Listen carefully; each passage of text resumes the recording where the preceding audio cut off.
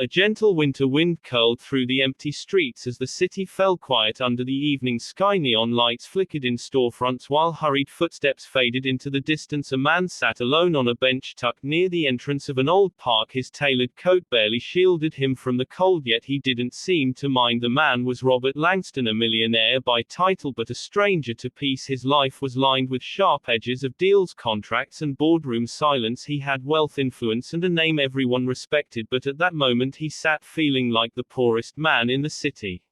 His gaze was empty as he watched his breath curl into mist with every exhale. He had come here to escape the noise, not the city's noise, but the noise in his heart, the kind that wealth could never silence. It had been a year since he lost his wife, and the days had turned into a quiet sorrow. The world kept moving, but he felt stuck, unable to smile, unable to connect. His phone buzzed in his pocket again, but he didn't bother to check it.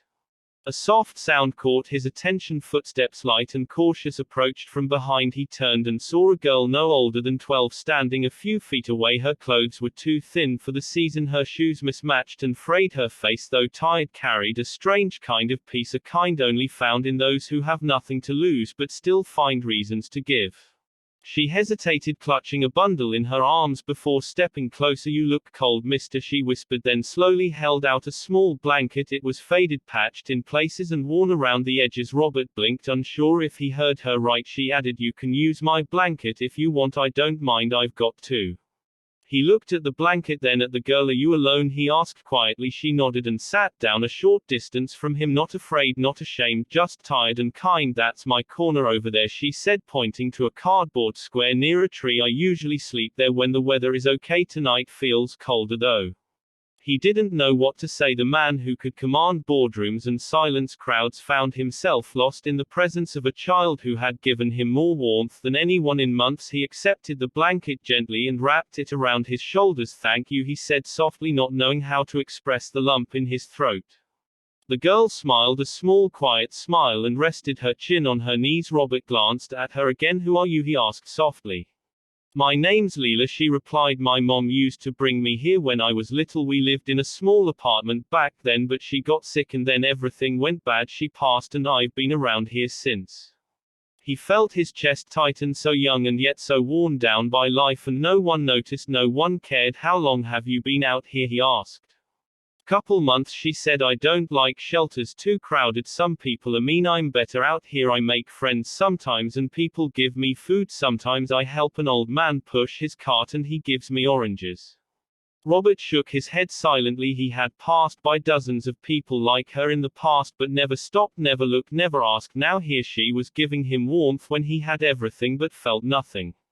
He reached into his coat and pulled out his wallet, offering her money. She looked at it, then shook her head. "Not everything's about money, mister," she said softly. "You look sad. That's why I gave you the blanket."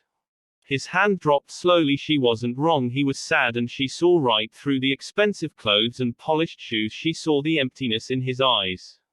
They sat in silence for a while. She hummed a tune to herself, something soft and broken. He listened, and for the first time in months he felt something real, not forced, not distant. "Would you like some food?" he asked finally. She nodded shyly. He stood and offered his hand. "Come on," he said, "let's find somewhere warm." She hesitated, then took his hand. Together they walked toward a small diner a few blocks away. It wasn't fancy, but it was bright and smelled like grilled cheese and coffee. The waitress gave them a curious glance as they entered, but said nothing. They sat in a booth and ordered soup, sandwiches and hot chocolate. Lila's eyes lit up at the food, and Robert felt a warmth inside that had nothing to do with the heater overhead. As she ate, she told him stories about life on the street, funny moments, scary nights, kind strangers, cruel ones too. She was wise, far beyond her years, and yet there was still a spark of childhood in her eyes, one that hadn't quite gone out. "Why don't you come stay somewhere safe?" he asked again gently. "I have space, a guest house, clean bed. You don't have to live out here." She looked at him carefully, studying his face. "Are you one of those people who help so you feel better, or do you really mean it?" He smiled honestly. "I really mean it. I didn't know I was cold until you gave me a blanket. I didn't know I was lonely until you sat beside me." Leela didn't answer right away, but when they left the diner she didn't return to her corner. She followed him quietly, not because she trusted him fully, but because something about him felt real. She had good instincts, and they told her this man had no reason to lie.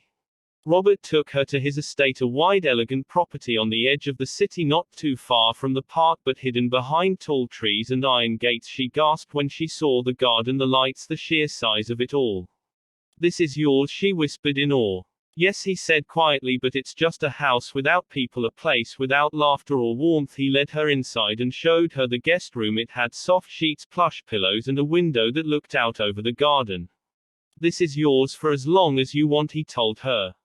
She didn't cry, not then. She just nodded, said thank you, and curled up under the warm covers. He watched her sleep for a moment, then turned away, feeling something shift in his heart.